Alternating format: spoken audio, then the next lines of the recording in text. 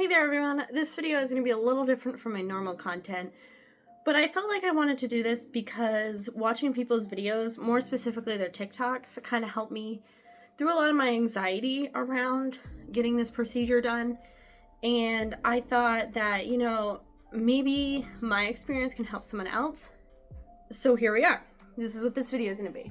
It is going to be in 3 parts. Today, about a week from today, and after I go to my follow-up appointment. It is literally the day after I just had a laparoscopic bilateral salpingectomy. I had to write that down because I never remember what it was called. Basically what this procedure is they went in and they removed my fallopian tubes, so I am sterile, I cannot have kids. This is something I've wanted for a while. I knew I never wanted to birth kids, and I had thought about doing this for a few years, but I was like, I don't really need to. And then some things changed between things people have said to me, political climate, etc. And I was like, I want to do this for me. And I still struggled doing it for me because I have some people in my life that are very open about how much they do not like the fact that I do not want to birth kids, and I kind of let their decisions alter mine for a long time.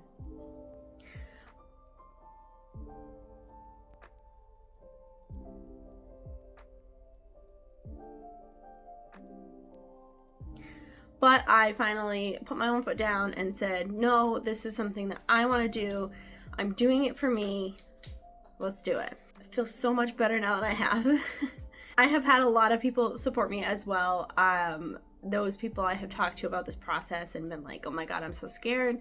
And they have been so helpful and just being like, girl, you do what you want. Like, if you don't want to birth kids, that is so good for you. Because as a woman, that's kind of like society's expectation, and it's slowly getting more away from that, which is awesome. But obviously there's still a lot of that stigma of women have to have kids. Some of the people that have been the most supportive are people that have kids or want kids, and that's amazing. Like, I will cheer them on in their journey the whole time. I'll hold their hand through their journey. I will be so happy for them when they have their kids and whatnot. It's just not for me. And I think that's the beauty of it, of, look at how we all want to be in a different walk of life and we all support each other, and that's how it should be.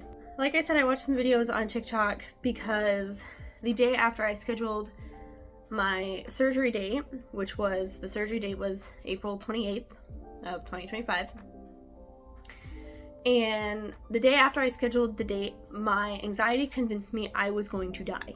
Welcome to my anxiety. I told this to my dad, and he laughed and was like, are you your mom?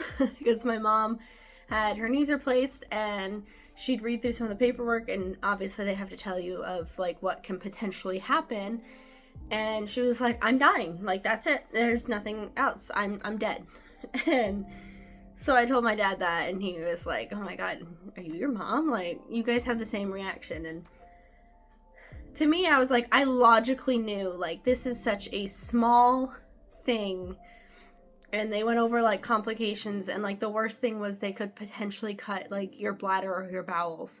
And it's that's not a bad thing at all. It's not great, but, comparatively to what could potentially happen in a surgery, it's not, a humongous, life or death kind of thing. I went on to TikTok and I looked up BISALP, and I started watching people's videos, and I went through and they were like, I've had a lot of surgeries in my life. This was one of the easiest ones I've had. Some people talk more in depth of it. Some people just kind of were like, the worst part for me was the shoulder pain, because they put gas in you to open it up, and your diaphragm, the nerves in your diaphragm sometimes can't tell where the pressure is, so it makes your shoulders hurt. Which they told me that when I was getting, setting up the appointment. They're like, just so you know, your shoulders might hurt. And it's kind of weird. People are like, what's going on? Because they, surgery down your abdomen, but your shoulders are hurting. So I watched all these videos, and I was like, if I feel comfortable after mine, I want to do more of an in-depth thing. That way, if someone's anxious like me, they can find this maybe and be like, okay, this is how it went, and might not be so scared. I, after this surgery, have felt a lot more emboldened in my own body, but also I'm a little more now familiar with surgery and the surgical process, that if anything were to happen down the line, I think I'd feel a lot more comfortable going into it than I did even before this. I'm gonna start kind of from the beginning, and I'm gonna walk through the process. This piece is probably gonna be the longest piece as I walk through everything. I wanted to do it the day after. This is literally the day after. I was going into surgery literally 24 hours ago as I'm filming this. Like, this is when they were wheeling me down the hall. It is 10:16. So this one's gonna be the longest for that reason. I'm gonna do one next week of like the first week, because all of the videos that I saw were like the first few days were usually the ones where the sun keeps coming in and out of the clouds and the light keeps changing. I'm so sorry. My camera's like, wait, we gotta adjust a little. So sorry for like the camera, like light adjusting. I'm gonna do one a week from now, because the TikToks that I saw were like, it took X amount of days that I was a little sore, and then I felt better, and X, Y, and Z. So I figure I'll do one in a week from now. And then May 13th, I have my follow-up appointment, and they told me like not to lift anything heavy or do too much until then. And then at that point, we'll reevaluate like if I'm good to go or if I should wait a little longer. So I'll probably, after that appointment, do like the end to this video. When I first decided I was going to do this, I am currently on Maine Care, so I had to fill out the consent form for Maine Care and then wait a period of 30 days before I could talk to the surgeon. That's just how they work. Oh god, dog, you farted, holy crap. That's just how they work. They want you to be able to really sit and think on it. They had to go over everything of like, these are their options for birth control. Do you really want to go through with this? And you sign it, and that's how you, like, then they send it in for 30 days. After the 30 days, I met with the surgeon. She kind of gave me a little bit of a explanation, wow, words, of what was going to happen. And then she got someone to get her schedule and sign me up. In that appointment of the surgeon talking to me, she did have to go through again all the other options of birth control and make sure that I wanted to do this, and I was like, yes. I still will be on the depot shot after this, because I will still get periods, and my periods go after my knees to the point where I sometimes can't walk if I'm not on a hormonal birth control.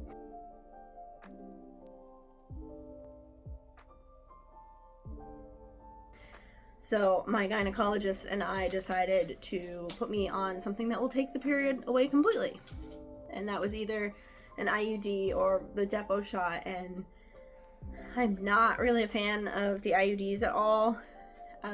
My friends have had some and not good experiences from a lot of them. Some are like, it's fine once it's in there, but like they'll never do it again because the process of getting it in was just so traumatic. Some people are fine with it, you know, to each their own. Just the stories of my friends, I was like, I don't think I want that. So I went with the depot shot, and we're gonna see how that goes. And if it doesn't seem to do too well, so far it's been really good. I'll be going back on a pill, and we're just gonna adjust it so I don't have periods. But back to the main story. Don't know why I would side tangent there. After that appointment with her, we kind of just talked about what was going to happen a little bit in it, and then we set up the date. About a week and a half before my surgery, a nurse called me.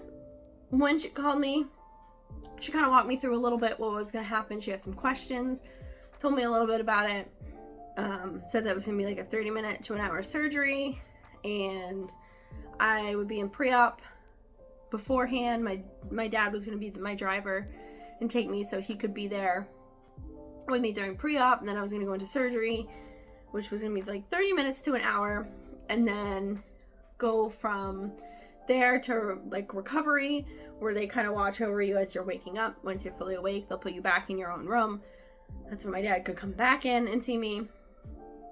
And they have you eat, drink, and pee before you leave, just so they know that you're okay, everything's working good. At that point, I was kind of that and the other things like from TikTokers. I was pretty ready. I thought to, go in, and I had a lot of anxiety still. My anxiety still was trying to convince me that I was going to die. And obviously I did not. I am here. But there was a few times like sitting in pre-op, I was like, oh my God. So we got there and I got taken to my room, and I had a room all to myself. So they had me stripped down and put the like gown on, and I got into the bed, and they had to take a urine sample just for testing. And so then a couple of the nurses came in and they tried to get my IV in, and you can see this one blew out, so they couldn't use this one, and they got this one in instead. Bruised everywhere. They were trying to also they needed a vial of blood for the lab testing, and they were trying to get it from my hand, but my hand would not give it to them. So the lab had to come in a little bit later and take it from my arm, so I was all poked up. I was like, oh my God, by the end of today, if I take another needle, I'm gonna scream. At one point, one of the nurses came in with another, like, needle type thing, but it was just to go in the IV, and I just remember sitting there and being like, no, please, not another one. So they kind of talked to me through the process of what was going to happen. They were like, the nurse, like, doctor's going to come in, talk to you a little bit. The anesthesiologist is going to come in, talk to you a little bit about what's going to happen. And then they're going to wheel you down, give you, like, a relaxant that you're going to kind of relax for it. And they said it can also make it so you don't remember a lot. It did. I'll get to that point, but they kind of told me all this, and they said afterwards I'd come back. When I came out, I'd be in recovery, and at that point they were going to ask me, like, if I felt nauseous, they were going to give me some meds for that. If I was in a lot of pain, they'd give me some meds for that, but then they were going to make sure, like, I was okay, wake up, and then they'd bring me back. Basically, kind of the same thing that I was told by that other nurse. Just a little more in detail. Like, she told me, like, if you feel nauseous, they're going to give you this and that and whatnot. So the nurses kind of left, and they told me where there was one other person before me. They'd come in and update me where she was. That way I could kind of have an estimated time of when the doctor was going to come in and be ready for me. So they were estimating about 10:10 was when I was going to go in to my surgery. And so they come in and check every once in a while and be like, how are you doing? And I'm like, good. I'm just sitting here on my phone looking at pictures of my dog, because I was like, my puppy. He was kind of my, like, anxiety reducer. I just flip through his Instagram and be like, this is my doggy. So I was sitting there, I talked to my dad, and my dad was going to, when I went under, he was going to go run a couple errands while I was under and then come back. Because otherwise you'd just be sitting there, and it was such a minor thing that likely nothing was going to happen. And they even said this is kind of a common one that pretty much nothing ever happens. But they had his phone number in the system, and they were sending updates. So, like, he was getting updated when they were moving me around. Every time they'd move me from, like, a room to a room, he'd get a text. So, also I wanted bagels, and we had none. So I was kind of like, we're either getting them after, or you gotta go pick them up.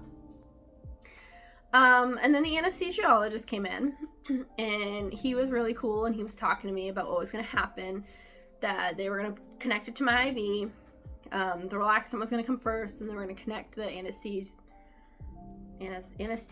wow, I can't talk, to my IV as well. It was going to come through my IV, and, he was going to monitor me, like, he was going to put also some anti-nausea meds in there. And if my blood pressure started going too high or too low, they're going to put some blood pressure meds in there, trying to keep me very, stable. They look at your vitals and your blood pressure and whatnot throughout the whole process. They're monitoring you, and they can adjust your meds that go into your IV as need be to make sure that you are stable and stay asleep and are comfortable, like, when you get up kind of thing. He did tell me that they do, like, intubate you, to have better breathing. They'll put oxygen on your face, and then once you're out, they put the tube in. I'm trying to talk too fast now. And he said that there is a very low risk that it could chip a tooth or something. He said it's more if you already have loose teeth or have super big teeth, which I was worried because, like, those ones are quite big. I was like, oh god, okay. But he said that it was very low risk, but they had to let you know. And I was likely going to have a sore throat afterwards because they do have to put it down your throat, which I did. I had a little bit of a sore throat. I have a little bit of one still today. But I'm also talking a lot. It's been like almost 20 minutes now of me just yammering on. So, but he told me about that, and I'm trying to think if he said anything else. I don't think he did. I think he was kind of just walking through the process. They go into a lot of detail when you're talking to you about this. And some of the stuff they say can sound a little scary, but they're also trying to, like, prepare you for every case scenario. Like them saying you could get really, like, nauseous, or he said the anesthesia sometimes makes some people really nauseous. My dad went under it once and it made him very sick. I've been under it before and it didn't have any effect on me, so I was like, I'm probably fine. I was also like 11 at the time, but I wasn't super worried either because I had already had that experience with it. But yeah, it can be definitely scary when they're talking about, like, worst case scenario, things like your teeth getting chipped or whatnot. But obviously that's they gotta tell you. And it's like the side effects on any medication of, you know, 2 people had this horrendous side effect, so now they have to put it on the bottle, and you're looking at it going, oh my god, when 99.9% of the time it's not ever gonna affect you. Same kind of deal. I had another lady come in and she was having me confirm what was going to happen.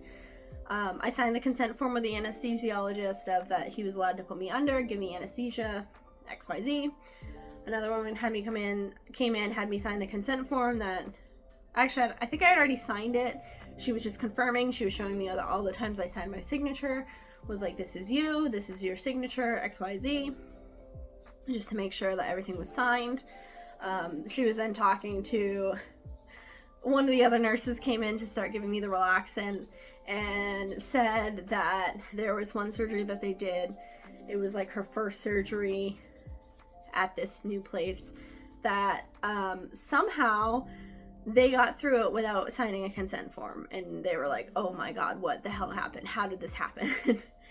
And she was like, and then she turned to me and she was like, I've been doing this for years. I'm new here, but, like, I've been doing it for years. And I was like, I trust you. Like, I'm going into this being like, you guys know what you're doing. Especially my doctor, who told me at the appointment I had with her a month before that this was a common surgery she did, and it was very easy. She'd done it so many times before. It was very common. I was like, okay, if she's done it so many times, then, you know, this is a walk in the park for her. It's not a beginning kind of thing. So I was like, perfect. They began to wheel me down, and the relaxant obviously kicked in. By the time I got into the operating room, I was like, woo, getting a little woozy. And they wheeled my bed up to another, like, bed. And they're like, there's a hole right here. Don't sit in the hole, sit above the hole. I was like, perfect. Okay, I can do that. And I hopped over to that bed. I adjusted. I laid back. There's no memory of anything after that. I do know what happened in the process, so I'll just kind of talk about it like I know what happened, but, like, that's it. My memory's gone after that point. So I know that they laid me back, they put the oxygen on, they did the anesthesia. They put a small cut in my belly button to put the needle in and the gas, because they puff you up so that way they can see everything in there. And then I have 2 incisions on my side that they then would reach in, and that's what they would go in and snip the tubes, take them out. That's what they did, is they went in and took them out. They took some photos. I have the photos. If people kind of want to see what that kind of stuff looks like, I am totally okay with sharing. Join my Discord. There'll be a link down below, and then you can just be like, hey, I watched your video. Can I see what it looks like from the inside? I'm not going to share them here because I don't know like terms and conditions if that's okay or not. Also, I don't want to be like, jump scare, here's my insides. So if you want to see them, join my Discord and just like be like, hey, no, saw your video, can I see it? And I'll DM you the photos, because I'm not going to put them in Discord either, but I'm totally open with sharing those. It's kind of cool seeing your own insides, not gonna lie. I thought it was awesome. They asked me if I wanted a copy, and I was like, hell yeah. But they did find a couple growths on my uterus. They think that she was not very concerned. She said they look like a common, like, just benign growth.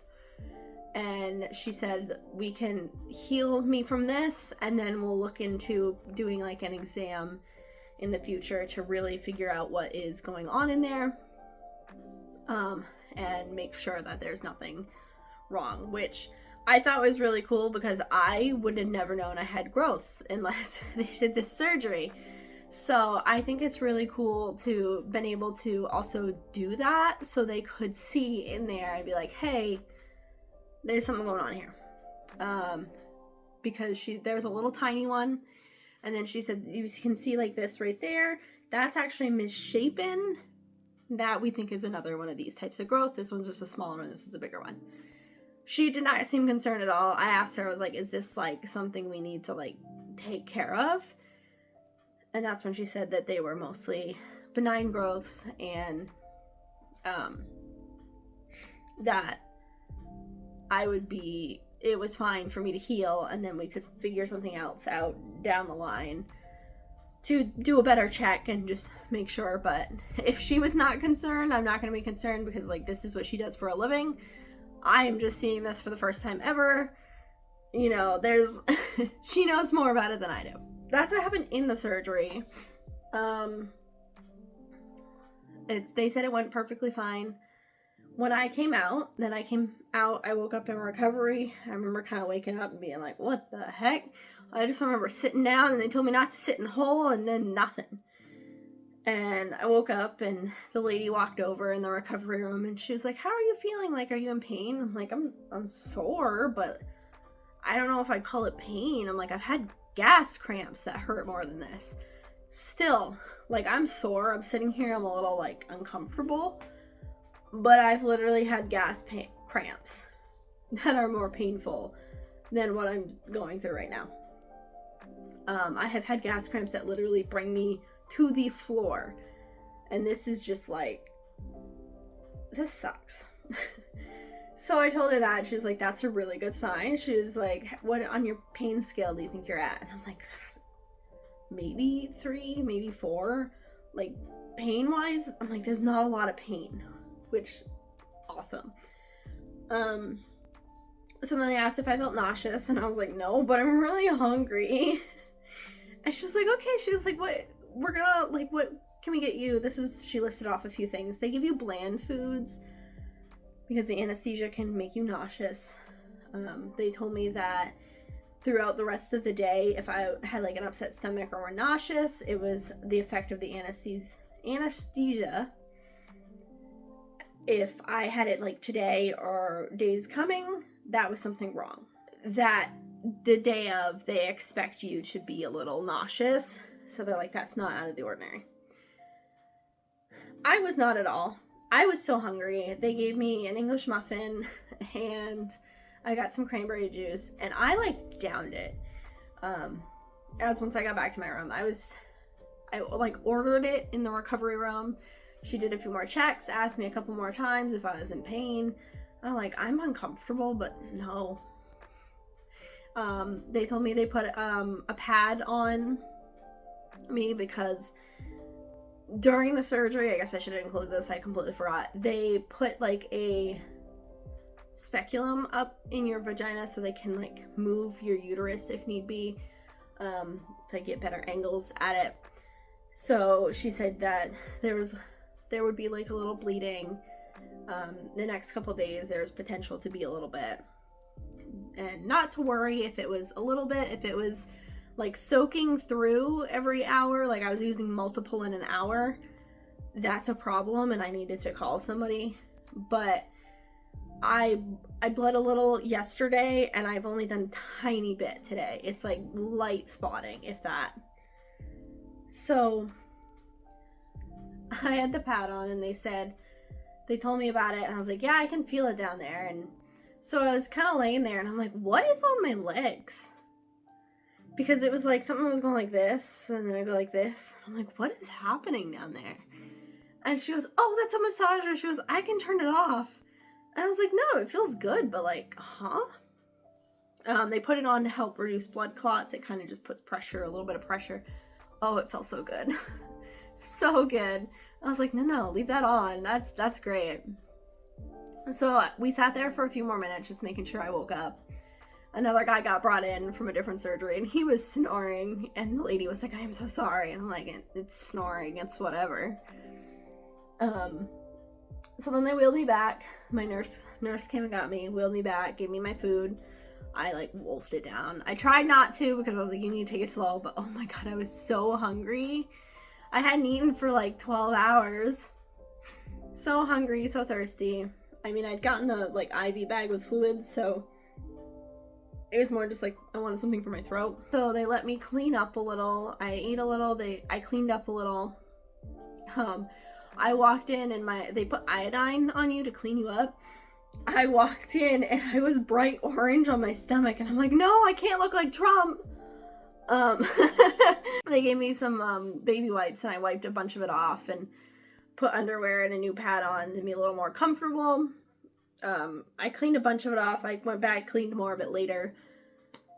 But that was my first thought. I walked in, and I'm like, oh my god, I look like Trump. No. So, jump scare. Ate my food, was kind of sitting there, and the nurse came in. She was like, how are you feeling? And I was like, aren't you still hungry? And I was like, yeah. And she goes, oh, we can get you more food. So I had a turkey sandwich too. And I had more juice.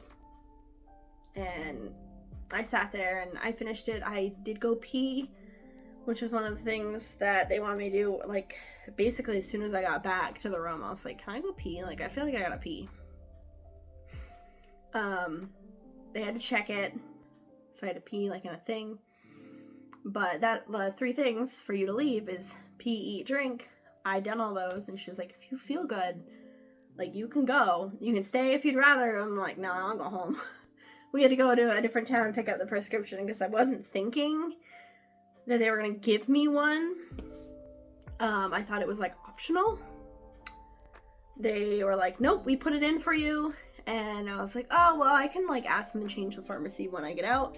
When I got out, I got my phone out, and it was like, your prescription's ready to pick up. And I'm like, well, never mind, we're going there. I have heavier pain meds. I haven't taken any. So like I said, I'm not painful. I'm uncomfortable at times. At times, like yesterday, when I'd get up or sit down, it could be really sore, but not like super painful, honestly. And I'm trying to think if I left anything out. They let me go. I had to take the elevator. They wouldn't let me go down the stairs. They were like, good luck, have fun. I obviously changed at that point, wiped down more. I wiped down, obviously, when I first got in there, I went pee, and then when I was getting ready to leave, get dressed, I wiped down some more of me. The doctor did tell me that my bandages were waterproof, and that I'd probably want to take a little shower when I got home, just because I'd want to get the rest of the iodine off me. So I hopped in, I took a pretty quick shower. I like wiped that area down with soap and water, obviously, and did my face, but that's all I did for a shower later because I didn't want to overdo it. So my dad and I went and got my prescription, and he told me that he forgot the bagels when he went to the store, and I was like, how dare you forget my bagels? So we went to get my prescription, walked in. I couldn't walk like normally. I had to do baby steps. If I walked normally, I was like stretching too much, and it would irritate, make that more sore.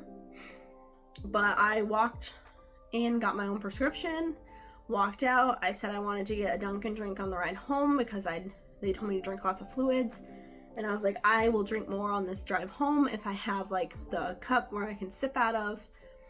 So we went and got a Dunkin' drink. And then we went and got bagels because he forgot them. So I walked around the store a little bit. Like, it was uncomfortable, but it wasn't too bad. One of the TikToks I watched literally was like, I was going to the grocery store later that night, and I was like, I completely get it. It's uncomfortable, it's a little sore, But as long as I took it easy and didn't go fast, do a whole lot, like, I could do it. It was fine. So we got home. It was a long drive. It was 2 hours from our house to the hospital. We had to go like 30 minutes to the pharmacy, and then it was just under 2 hours from that place home. So a lot of driving, a lot of just chilling. I did have a little problem at night trying to sleep because I'm a stomach sleeper, so I had to sleep on my back, and that was not fun. But I think as the next few days, as it heals more, I'm going to have no problem with it. I rolled onto my side this morning, and that was a little uncomfortable, but like I could kind of adjust and get a position that was comfortable. I have been taking Advil and Tylenol on a rotating schedule. Like, I took Tylenol 9 this morning, so Advil I'll be taking at noon, and then like every 3 hours. That's what they said, kind of break it up, be on a schedule. I do have the heavy pain meds if I'm really in pain, which I'm less sore than I was yesterday. I'm a little worried to take the bandages off because I'm scared to get an infection of any sort. They sent me a whole packet, like, home with information. I won't show the front because it has private information on it, like, you know, address and stuff. But like, it's a pretty good chunk of information here. There's a lot of stuff on like what to do when, what to look for. Like, they went through and they highlighted a bunch of stuff of like, these are things to do, not do. Today they want me to be more active, like walk around a little bit, just because it will help prevent blood clots. That's one of the bigger potential issues, is blood clots. So I'm basically every hour walking around the house, maybe doing a little outside. But I think that's everything that happened. I'm trying to think. Went in, talked to them, procedure. Oh, I did get from the tube going in my throat, I think I forgot to mention this, I do have like a couple cuts on my lips. But that's about it. That one of them's, I think, completely healed already, and the other one was a little bit bigger, but it's healing. So yeah, that's this part anyway of this video. That's like the walkthrough of it. It was very simple. I mean, you might have more nausea than I did when getting up, more pain. Everyone's a little different, but overall, this was a very simple surgery for sure. It's going to be uncomfortable for a few days, obviously, but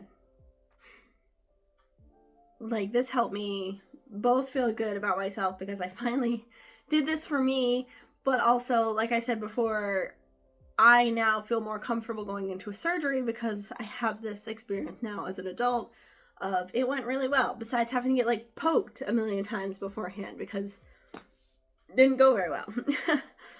But once like the IV is in, like, everything goes through that. You don't have to get poked again, which is awesome. And I definitely wish like I could have eaten more before, but obviously you can't eat before surgery. They told me it's because when you go into anesthesia, the anesthesia can make you nauseous while in the surgery, and you can essentially puke it up and swallow it, and they don't want it to go into your lungs because you can get pneumonia. So that's why they don't have you really eat or drink anything before, which totally makes sense. But yeah, I think that's my experience. I don't think I missed anything. Yeah, so that's the end of this section. It is very long, obviously, because so much happened, the surgery and everything. I hope, like, especially like this part where I kind of went more into depth of what happened, can help someone who's looking into this feel a little more comfortable going into this, because it is quite a surgery. Like, not quite a surgery, but it is a surgery, and it is a process, and it can be scary. While they were wheeling me back, I forgot this part, when they were wheeling me back to the operating room, they had a pulse thing on, and you could tell when my anxiety would start going, because it would start beeping really fast, and I'd be like, okay, no, we're going to breathe. We are here, we are safe, and you could hear it slow down. And then my anxiety would take off, and it would go up again, and then I'd bring it down. But obviously, like, they know you're a little anxious. Surgery is a big thing, regardless of how minor it is. It can be a pretty big thing. So, yeah. I'm really happy I went through this. I hope this video can help you guys going, if you're deciding on going through it, if you're scared, like you have it and you're a little scared, this experience will help you. I will see you all in like seconds for you guys. It's gonna be like a week for me when I update you on how things have been going. So I will see you all then. Hey everybody, it has been a week since I did the last video, so I'm going to kind of just do a quick little update of how things have been going. My bruises on my hands are almost gone. The little scabs where they put the needle in are almost gone too. I think they're about ready to fall off. I'm not picking at them though. Doing really good at that. I took the tape off on my stitches last night, so it's just like the stitch is now and the open like sore. It's not really open at this point. It's still healing, but you know what I mean. They itch so much. I literally just want to sit here and scratch, but I'm not going to, because that would be bad and I'd probably rip them open and whatnot. First 2 days, and I'm doing this as like the day after is day 1. The first 2 days I stayed on a pretty strict like med schedule. I just did Tylenol and Advil. I never used the narcotics that they gave me. I didn't think I would, but they gave it to me anyway, just as like if you need it, you have it. Otherwise, like, you don't want to be in pain, writhing, and you can't get it. So I never used those. So the first 2 days, strict schedule. Even though I was just mostly uncomfortable and some soreness, I wanted to make sure that I stayed on that and kept up on it and made sure that I, like, was taking care of myself. This next couple days, I only took it if I really needed it, and I think I took Tylenol like once a day for a few days.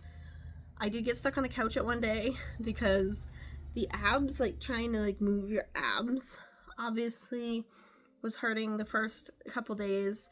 I had a lot of issues getting up and down. Not a lot of issues, but like the main issue was if I tried to like stand up or sit down or bend over, that's when I'd have a lot of like more discomfort.